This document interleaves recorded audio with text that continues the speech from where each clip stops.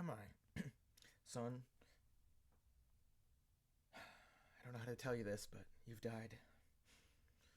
Oh, okay. That explains the insanely bright light for a software program. Yeah, well, here you are. And I've died and I've gone to logic. That's true. Was Ableton full? Afraid so, son. Well, an eternity in logic could be worse. Let's get to work. Create an audio track. Today we're going to focus on reverb, the last of the big three. We have covered so far general stuff, layout. We have covered the other two major tools of mixing. That is equalization, or EQ, and compressors. Finally, we're on to reverb. Reverb. So, before I start opening anything, I'm going to full screen this bitch. And what is reverb really? So, a lot of people think of reverb as like defining the space of a track or of all the tracks within a song. That's basically what it is. But I would encourage you to think of it slightly differently. Not so much defining the space, but more specifically, defining surfaces. So, what is the driest place in the world to record? If you wanted to put a microphone somewhere and have no reverb at all, just make it sound like it was you and nothing else, like in a complete void. Well, I'm kind of giving the hint here. It would be a place like the Salt Flats. It would be a place like way up in the sky. Now we're pretending there are no external noises. You're not hearing wind, you're not hearing birds chirping. And there are places in the world that are like that. That's why the Salt Flats, in the middle of a frozen lake, something like that. Why? Why is that so dry? Why is that so dry? Well, it's because when you speak, when you sing, when you clap, those noises send sound waves out in all different directions at the speed of sound, especially in the direction that you're pointing it. Now, in the case of being in the middle of nothing, especially if you don't aim your voice towards the ground, if you're in a soul flat, it's going to bounce off nothing. It'll just keep going, which means to anyone within earshot, they're going to get the original sound source from you and nothing else. That's it. They'll never hear anything else.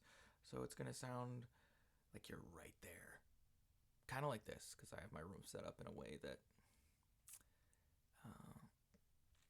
gives you a lot of that. But in fact, the room I'm in has 4 walls, a ceiling, and a floor. And every time I speak, because of the proximity, those things bounce off and come back to me. They also bounce off other things, and continue coming back to me. Sound travels at a certain speed, and even in small distances, this creates delays. So reverb is really what happens when the sound, the original sound source, hits a surface. And there's so many ways in which that can be altered. How far away is the sound source? Or rather, how far away is the surface? What is the material of that surface? If you ever make a bunch of noise in a tiled floor bathroom, you know it sounds a lot different than a carpeted living room. And that's partly because the bathroom is small, and it's because it's got a lot of really hard surfaces, and sound actually reacts to that completely. And you know this from common sense and living in the world. Uh, Reverb is all about the natural world, which is a little ironic because so many artists now, so much music is made with just a ton of reverb. Really, ever since the 80s, it became a possibility in people's minds that you could just throw a bunch of reverb on for atmospherics. And I think that's sort of the transition we're going to make here is what is reverb used for in the context of making music? So we can use it really in two ways: stylistically, or more utilitarian, to define the space of the objects in our music. So you can use reverb to a great degree or a small degree. And sometimes you don't need it at all. Sometimes the recording space that you're in is so great, that's what you want. They set up music halls in such a way that the sound is going to be great. Reverb is a huge part of that because I know that the sound coming from the stage is going to be projected out in a certain direction. It's going to bounce off surfaces. It's going to reach people's ears at different times, and the design of that building makes a huge difference. You probably do want some reverberations coming back to people, but you want to control those because if they're out of control, all sorts of bad things can happen. You'll get weird phasiness where, this is in a live setting, mind you.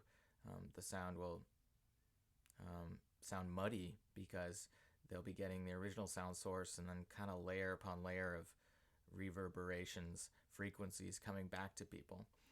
And as is true in life with reverb, the nature of those frequencies coming back to you is like completely up to the nature of the reverb. So, not to get too far into tying this into the other plugins, but reverb is absolutely influenced by EQ because the sound source originally that's spitting that stuff out is a set of frequencies. When those frequencies hit a wall and then come back to you, it's not going to be the same frequencies. It's not going to be like the exact same sound, but slightly quieter or something. It's going to be likely quieter, and it's going to be likely altered in the frequency spectrum. Man, there's so much you can cover with reverb. It is such an art, and I think in the end we're going to make this a little bit shorter just because it really is so artsy, and my understanding is probably like 50% as to like really how best to really use reverb all the time.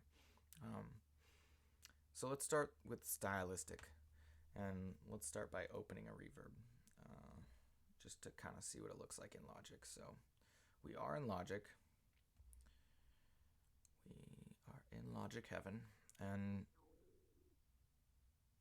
so we got delay here, and we have reverb. Now, people say they're different things, right? You could argue with the order and classification here because they have under dynamics, they've got all these things, including a compressor. I would argue that delay and reverb, they're just cousins, they're brother and sister. There's a different function for each in a way, but really it's the same. You can turn a reverb into a delay, often by turning the knobs in the right way. But why they've separated them is because reverb tends to have to do more with the general reverberation. Delay is a specific thing. So let's actually start there with our kind of most basic fundamental reverb. So again, we're not going to hear anything here, and that's fine. I don't even need to record because you're never going to see what's happening here. So let's just talk about it. This is super simple, and that's because it's a single echo. We have a color function here, which I don't fully understand. I've moved this around before and found something I liked. So it's a good point to make that just because there's knobs or settings on a plugin that you don't fully understand doesn't mean you shouldn't be trying them out. In the end, it's really what you do with your hands. It's not your understanding of the language that really counts. There are times throughout these tutorials where I've been like, what does that do? And it's like something I've used before. Frankly, that matters the most. Are you using it? Are you understanding non-linguistically what it really is doing to the sound? Play with this. I don't really know what it is, and I haven't looked it up.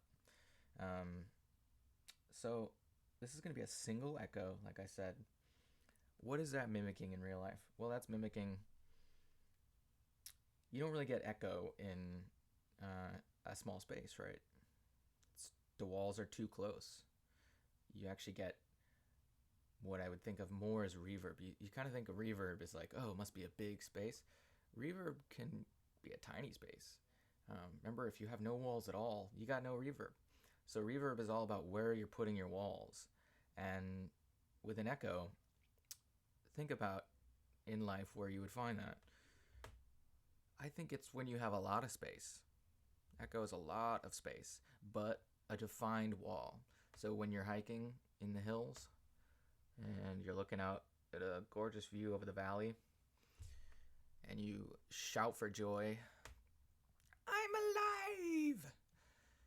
Well, first of all, don't do it high pitched like that, because those frequencies are they're gonna die off sooner. And same with low ones, super low frequencies. They're gonna kind of disappear into the earth. In that mid-range, you shout. There's a good chance that if you're pointed the right way and the landscape is built a certain way, you'll hear your voice loudly, there'll be a pause, and then you'll hear an echo. And that's because the space is far enough away that there's an actual gap in between these, a perceptible gap between the original and the bounce back.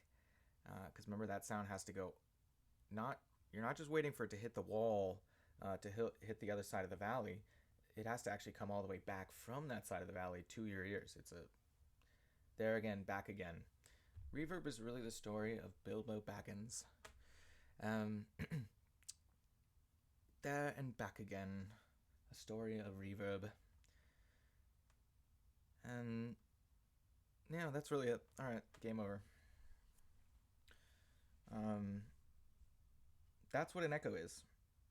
And they have settings like this that are super dumb. Like, what the fuck are they trying to give you here? And see, Logic is just kind of silly. I get the sense it's made by people that are speaking to Apple users and want to be helpful.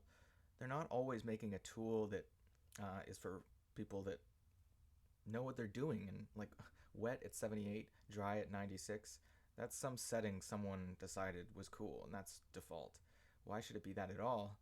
They might as well just start with 100 dry and 0 wet and let you bring it in, because that's really what a pro does. You bring in the signal. You don't just start with it up here and hear it that way, because that immediately will influence your judgment. You're going to hear this happen, and you're going to base everything you do off of that judgment. Don't give you anything. Start it at 0, feedback at 64%. I'm not entirely sure what that means. I think it means that, I do believe I know from experience. If it's at 100%, then that means that echo is going to come back at the same volume as what you sent out, which is almost never what you want in a song, right? It's completely to taste. I have no number to suggest. It depends on the song. But usually you want those echoes to come back differently. And a major trick, we'll cover this again in a conglomerate video, but the reverb should really be changed through EQ as well.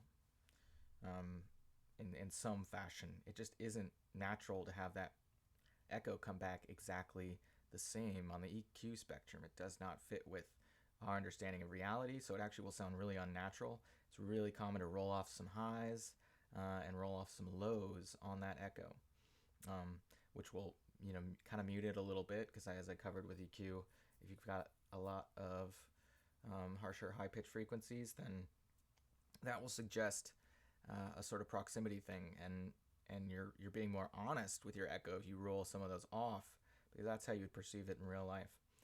Again, this is a tool. You can use it to emulate things true to life. Even in music that does not sound very true to life, it will create a sort of natural understanding between the listener and the music. But you don't always have to. You can absolutely stylistically use things like EQ, reverb, compression in ways that kind of go above and beyond natural. So this echo is going to repeat once, and it's going to come back according to an eighth note.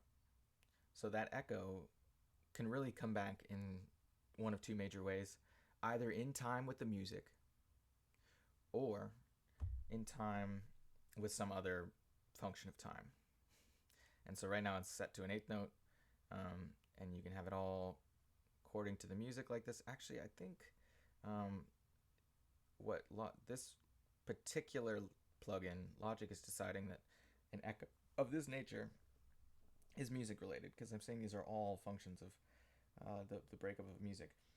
But there's things called like a slapback delay, where it just comes back at the same speed all the time, not relating to the music, and it it's totally a stylistic choice, but you got to be aware. Sometimes you want that echo to come back once. Sometimes you want it to come back multiple times. Sometimes you want those multiple times to be in time in some way with the music, and sometimes you want them not to be, because that's like way too distracting to have your echoes like on the beat or on the off beat or something. It's like you want that echo, sometimes you want the echo to just breathe and have its own life and not really be part of the timing of the music. And I would suggest using something else if you want that, because it looks like this thing is all about being in there with the music. So that's an echo. That's basic. And Reverb, they give you these things. I don't know. They're all kind of boring. I don't like using the Logic stock stuff, but let's not be a downer. Space, designer, mono to stereo. So why are those our options, first of all? Perhaps because this is an audio track in mono. Something to note that I have not noted before. And the videos that I've been making, I think 2 out of the 3 so far have been left side audio only.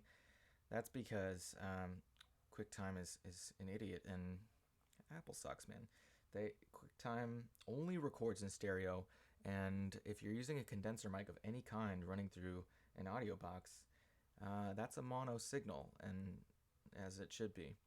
And so QuickTime decides to put that mono on the left side. It could choose to put it on the right, but it basically makes a choice, which means one side is eliminated. So the way to fix that is, after I've made this video, I actually bring it back into Logic, and the audio file will be separated from the video, and this will be set to stereo, because that's the signal that QuickTime, who is screen recording, chooses. And all you really got to do is switch it to mono and then reconvert it with the video. But good to know, mono, stereo. And stereo is as simple as just recording with 2 mics. It's so much hubbub, people get into it, but it's not the same as panning.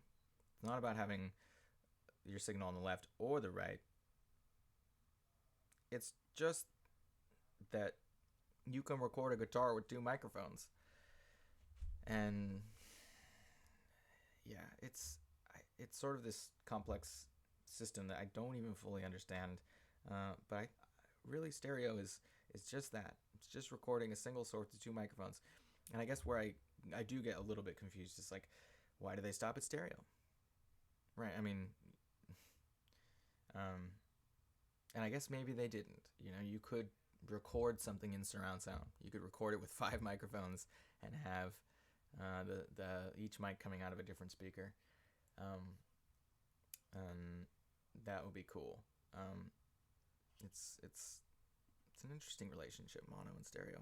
We're getting off reverb, really, because I don't have a lot to say really about reverb. It's just one of those things. We'll talk about how do you really use it somewhere else. Let's open a monospace designer. So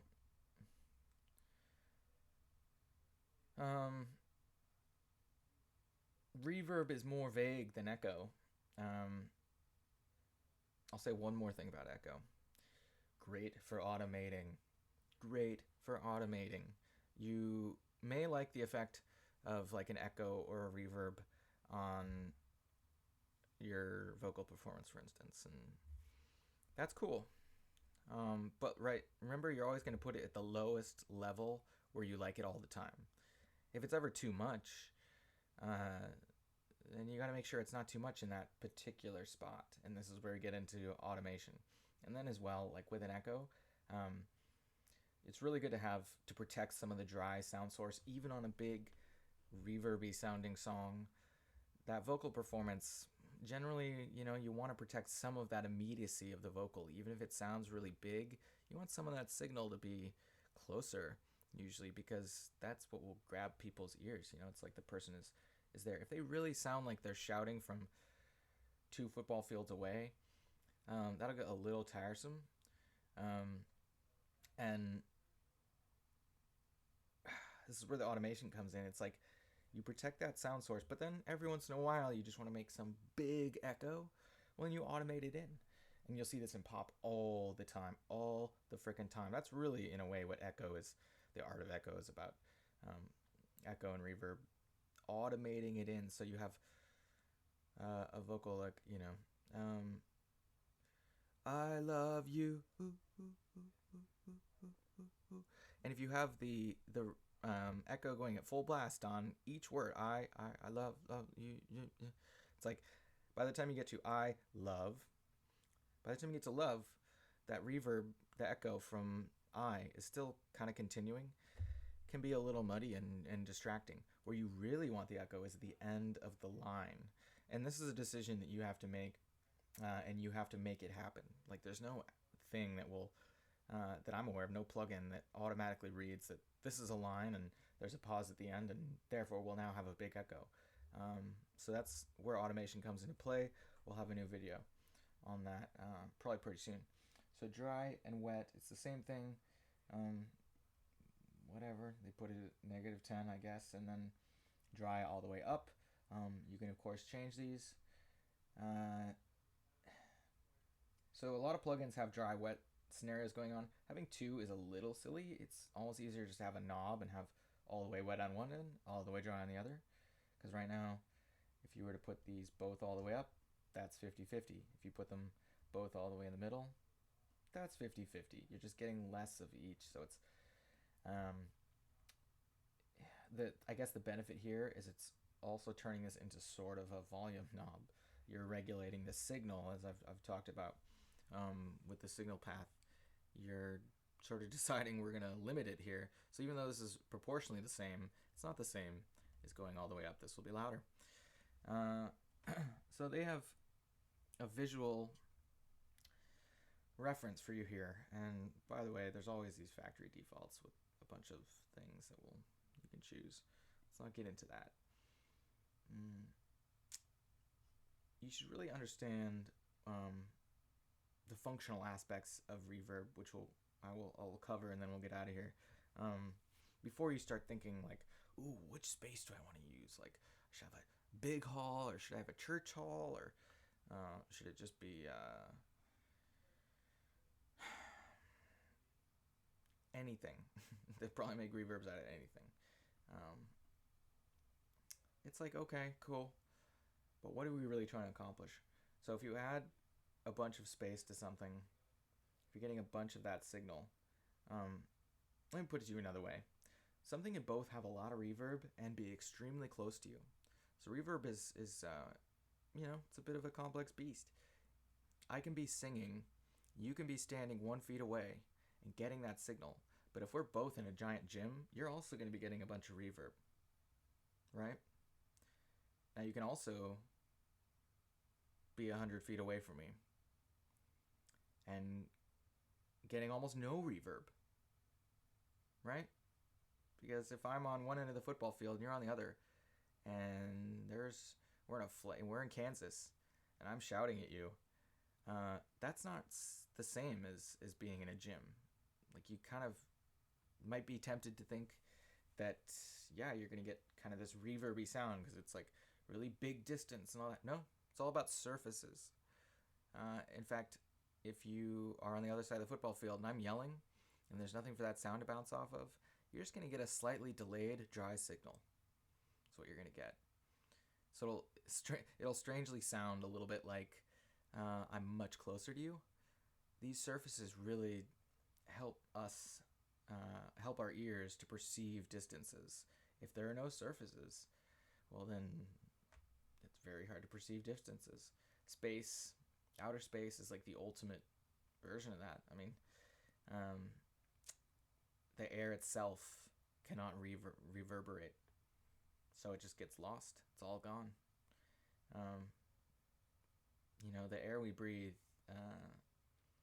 keeps us alive, but it also keeps our music alive, which is good. Otherwise, you'd put Spotify on and you wouldn't hear anything, and so it wouldn't matter if you were listening to Taylor Swift or Buckethead. It would be no sound at all. Wow. All right.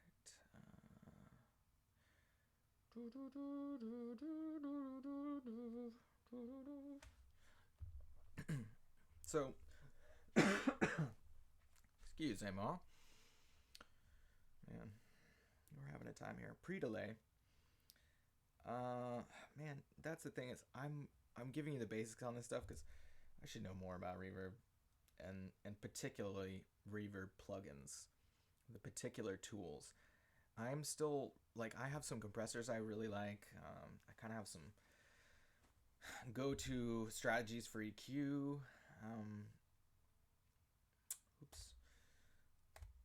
There's something about reverb that's still a little bit of a mystery, but functionally, I'm starting to get the basics, which means that these knobs still sometimes feel more random to me.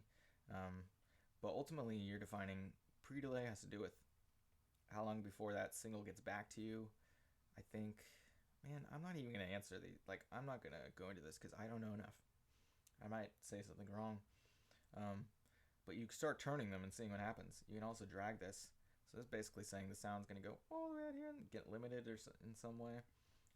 You can say, fuck it, open this bitch up, tighten it off. This is going to be a much tighter reverb, which means it's going to come back quicker. Does this graph influence these knobs? Doesn't seem to. Alright, that's enough here on board. Let's go to another one. Silver verb. Alright. Room. What type of room do we have? That's what it's saying. Modulation. Ooh, so it's got some other things going on here. Modulation is change, right? Output. They do the same dry wet thing. Seems to be a logic like. So here we have our low cut. Nothing under 410 hertz. Remember, anything under that would be getting pretty low. Nothing above 6,000 hertz or 6 kilohertz. Good move. So they leave that there standard. But it feels so arbitrary that you might be tempted to just leave it. You should probably find out what you really want and use your ears. Okay, so lastly, I'm just going to say that reverb can be used in conjunction with volume to make something further away. If you EQ something in the right way, you turn the volume down, because remember, that's the ultimate mixing tool. It's just reducing the volume signal with our trusty fader. And then you add some reverb, you start to make that thing really more in the background. And we'll get into I'm really itching to get into just general mixing, because That's where this is headed. Is like each track, each sound source has to have a job. You have to decide what it's supposed to be doing, and part of that is where it's sitting. And reverb is a big part of that. Um, Vocals you generally want up front, but not all the time. I've been getting into drum and bass, and they always mixing is a huge part of music culture. It is. There are cultural aspects to mixing, and the culture of drum and bass is that those drums are dry as hell, super loud, um, and so even if there's like a kind of poppy vocal in the song, in a lot of electronic, including this drum and bass I've been listening to, they'll make it quieter than the drums and have a bunch of reverb. So you have this super dry, and then you'll have some pads, some synths or something, or who knows, however they want to make it. And if you have vocals going on, you know, keep in mind with electronic music like this, vocals tend not to be the most important part of the music, right? So that's why they're not as upfront as, say, in popular music. So it'd be a lot of reverb, it'd be quieter. You'd be doing these things in conjunction. There's a lot of EQing going on where they might take out some of the highs and kind of make it just push the vocal away in the background as like an effect. So much you can do, right? But in general, with popular music, a vocal will be the thing that the listener is meant to follow along with the most, and to some degree or another, everything except maybe drums is kind of in the background a little. It depends on how dancey you want your pop music.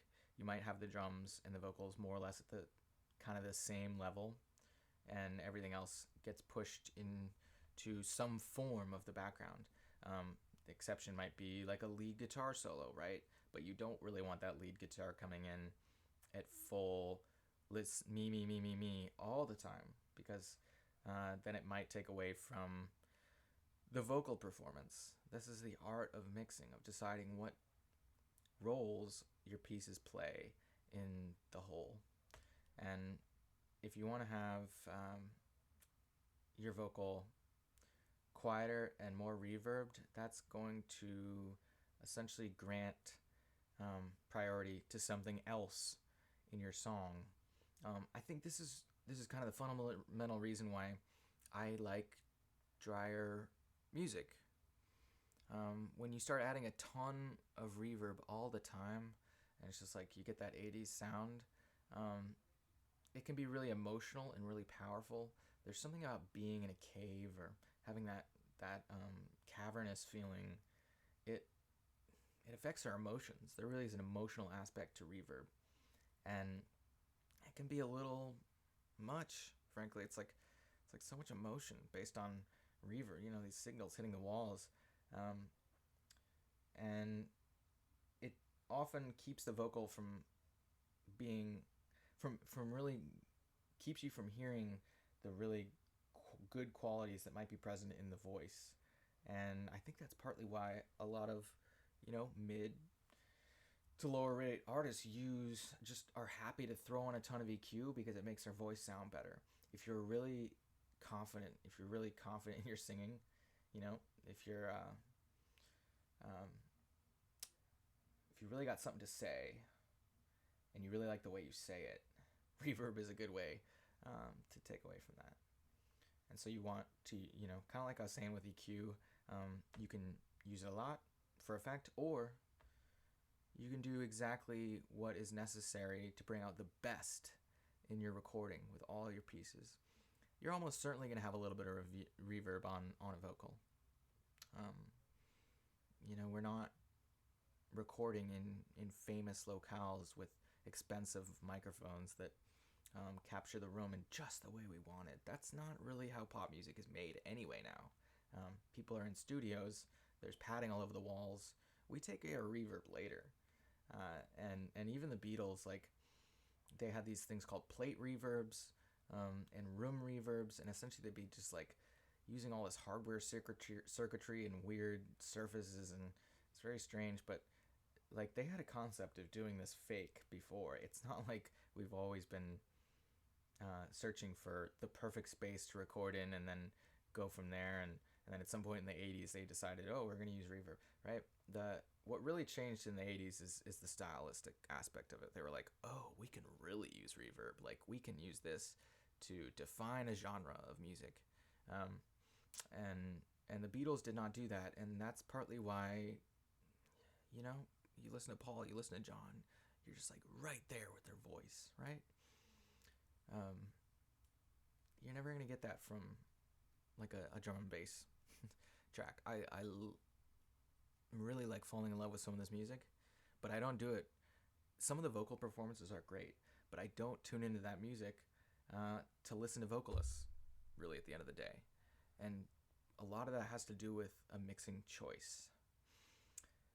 This is so much info and so much philosophy on this. I'm not going to go into turning any more knobs. Reverb is to be played with. There's a million possibilities. Start discovering them one at a time, and I think you'll have a lot of fun. Reverb is like a ton of fun, and so is echo and delay and experiment. We'll get into some of that in the future. All right, take care.